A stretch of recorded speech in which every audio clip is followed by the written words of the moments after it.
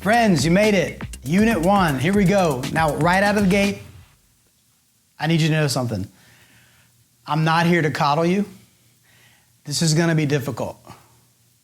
I'm gonna ask you to do some hard things, and I'm pretty sure that's why you signed up. You're looking for change, and we all know this.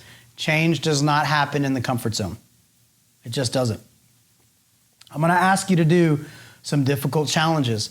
I'm gonna ask you to put yourself out there. And take this to the bank, guys. This world, your world, is not gonna get less scary. You're just gonna get stronger and braver and tougher and thicker. You're gonna outgrow a lot of your problems. That's the point. We're here to grow. It's the exposure to the things that you're afraid of that is curative. I'll say that again. It's the exposure to the things that you are afraid of that will actually cure you, okay? Now listen, I might sound mean, but it's because I love you. I want to bring you on this journey, and I want you to trust me. So whatever you need to do right now, if you need to pause the video and just kind of accept that this is going to be kind of difficult, do that. Now, I'm not going to bite, but I am going to push you. So listen, right now, today, you're living a story. What kind of story are you living? That's kind of the question. I'm guessing you're here because you want to change your story a bit. One of the things we see with anxiety and fear-based disorders is we begin to live small. We stop dating. We don't put our creative content out there. We don't go to the networking meeting. We don't launch the business. We don't travel anymore. We live small. My guess is you're here because you want to break out of that and really live again. And we're going to do that together. Right now, today, you're living a story. We're starting fresh. In any beautiful story, in film or novels, in any meaningful story, you'll notice a pattern. It's called the hero's journey. What do I mean by that? Well, check this out. The hero's journey follows a simple pattern. You've got the main character, that's you, who has a problem, all right? Whether that's generalized anxiety disorder or social anxiety or panic attacks or OCD or just a lack of confidence, whatever your problem is, you've hit a wall. And you're here because you're like, man, I want to break out of this wall. I want to break through this wall. And you've met a guide, that's me. I hesitate to call myself a sage, but for the sake of the pattern, understand you've met a guide who's going to help give you some tools and some techniques and help give you a plan. And it's going to call you to action, which is going to take a lot of courage so that you can go defeat your dragons. And each dragon's different. By dragons, I just mean the thing that's in your way, the obstacle to success, the thing that's blocking you. That's your dragon. Fear is a dragon. Anxiety is a dragon. Anytime I use the word dragon, I want you to think of that. Now, where do we see this in film? One of my favorite movies of all time is The Karate Kid. If you haven't seen it, pause the video, go watch the movie, because you're just wrong. But the pattern goes like this. You've got Daniel LaRusso. He's this kid from New York City. He's just moved to California. And his problem is he's at a new school and he's getting bullied. Okay? And he also likes this girl who happens to be dating the gang leader of the bullies. His name is Johnny. Okay? So Daniel hits a problem. He's getting bullied. And he meets a guide. He meets a sage. His name is Mr. Miyagi. He's a karate master with a lot of wisdom. Mr. Miyagi takes him under his wing and he teaches him some tools and techniques and gives him a plan. He transfers some of his skills, some of his courage to Daniel, and he calls Daniel to action. The action step is he signs Daniel up for a karate tournament where Daniel will fight Johnny the bully. Daniel goes there with all the courage he can muster and defeats the bully, and he gets the girl, and he gets the trophy, and he's overcome his fears, and he's gone through this transformation process. By the way, you don't hit transformation unless you engage courage, which means you've got to face some of the stuff you're afraid of. But we all celebrate when we see the hero overcome his problem. You're the hero in your story. And right now, you've hit some problems, and I'm here to help you break through some of those problems. Transformation, again, it takes place outside the comfort zone. I want you to set your intention right now. Okay? And I want you to write this down. Get a pen and paper, write this down. We do hard things on purpose because that's how we grow. We do hard things on purpose because that's how we grow. There's a famous quote by a guy named Anthony DeMello. He said this: "We long for change, but we cling to the familiar." Recognize this in yourself, friends. There are parts of you that do want to grow and change. There's parts of you that really want to go on this journey. It's exciting. And there's other parts of you that don't want to change. Here's an example. You want to be physically fit. You watch YouTube videos on physical fitness, but yet you keep eating greasy cheeseburgers, drinking beer, and eating lots of pizza.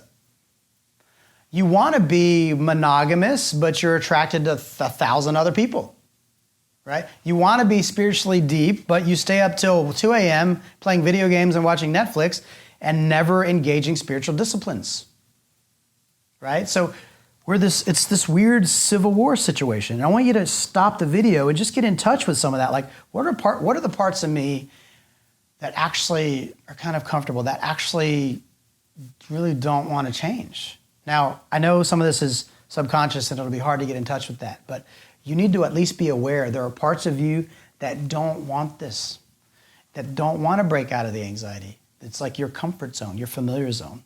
Listen, and I'm not like pointing the finger. We all wrestle with this. We have to become aware of our own civil war tendencies. Did you know you're born with 2 fears? Any guesses at the 2 fears? It's actually simpler than you're thinking. It's the fear of loud noises and the fear of falling. So think of a little infant, right? 1 week-year-old. The infant, if you move the infant too quickly, what does the infant do? Ah! Begins to cry and scream. The nervous system goes into a threat state. Okay, it wants to live. And what happens to an infant if you walk into the room and you make a loud noise? Boom! Ah! The infant screams and cries. Right? Now, I would suggest that you actually never lose these 2 fears. If I snuck up behind you in a dark alley and screamed, you'd freak out. You'd have the same response. And if I had you in a chair and I tipped the chair just far enough back, you'd freak out just like an infant would. Now, you never get rid of those 2 fears. All the other fears you learned. You're born with 2, you learned the rest. So you learned to be afraid of relationships. You learned to be afraid of speaking up in class. You learned to be afraid of planes.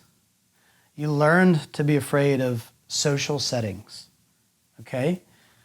Which means, hear me on this, if you learned them, if you learned the fears, you can unlearn fear. It's like unraveling a ball of yarn to where it's straight again. We can unlearn fears that have been ingrained into the nervous system and even into our belief systems. We can unlearn them. Now, some of you are thinking, that doesn't make sense. Track with me. It'll make more sense as we go. I want to ask you a question. How do we naturally respond to the things we're afraid of? Well, we avoid them. If I'm afraid of being trapped in a plane, I avoid flying on planes. I drive. I take trains. Or I don't even take trains. If I'm afraid of the opposite sex, what do? Well, I kind of avoid them. Right? If I'm afraid of the ocean, I don't get in the ocean. We avoid that. Avoidance is the hallmark of all anxiety disorders and fear-based disorders. Now, at the end of this unit, we're going to talk about something called a safety behavior. I'm going to explain some of that right now, so pay close attention. You don't need to memorize this, but again, you need to really understand the base concepts because we're going to use these throughout the e-course. So what you're looking at here is what I call the fear triangle, okay? So imagine you've got a guy who's afraid of public speaking, okay? So he perceives that if he stands up in front of the crowd and begins to speak, they will reject him. They will think he's incompetent and stupid and ugly, right? And so he begins to experience symptoms. Some of those symptoms might be his skin gets tingly and hot, his chest tightens, his mind begins to race. Maybe he's got butterflies and he's on the toilet. His mouth goes dry. sweating profusely, just to name a few. His body begins to experience symptoms because he perceives the threat of rejection. And what does he naturally do? Well, he wants to avoid that situation. We've got the man running away, right? And if he runs away, he'll get temporary relief from those symptoms. So practically, functionally in my own life, I avoided public speaking class during my undergrad degree for a year and a half, 3 semesters. So I'd sign up for the class, and then I would bail a couple days before the class started, or the first day of class, I just wouldn't show, I'd bail. I'd begin to experience symptoms. So I perceived the threat that I'm going to stand in front of my peers, I'm going to sound stupid and incompetent, and they're going to think, they're going to find me out, that I'm not that smart, that I'm not that intelligent. And I'd have symptoms. I'd be up all night. I'd be on the toilet. I'd get the shakes, trembling, okay, just to name a few. And what would I do? My safety behavior was I'd withdraw from the class, and my symptoms would suddenly go away. Now, the problem is, with the safety behavior, is we have to keep doing this to alleviate the symptoms. So what we do is we actually end up avoiding things that we ought not to avoid. I had to take the class to graduate, right? So avoidance, again, is the hallmark of all anxiety disorders. Let's think of another one. So let's say we avoid networking. We work for a company that requires we do networking, and when we think of networking, we think of, oh my gosh, I'm going to have to sound intelligent. I'm going to have the right answers. I'm going to have to mingle with people I don't know. By the way, that's why there's a lot of social drinking, okay, to alleviate the symptoms. So the person perceives a threat of social rejection, being cast out of the tribe. They begin to have symptoms, racing thoughts, tingling. They're on the toilet. Next thing you know, what's their safety behavior? They're just about to walk into the conference room. They turn tail and run. Or they go in for 1 minute and they bail to the bathroom, right? And then they leave from the bathroom, right? And then they get temporary relief. But the problem is your boss needs you at the networking gig, and you can't sustain the position if that's the case. I want you to just notice the trend.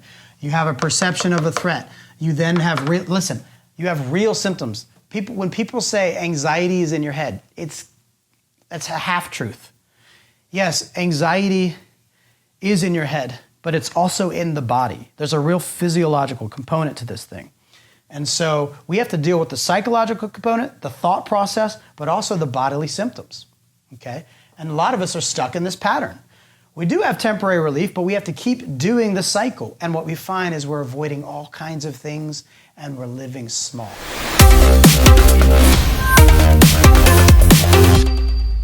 Okay, so how do you identify a safety behavior?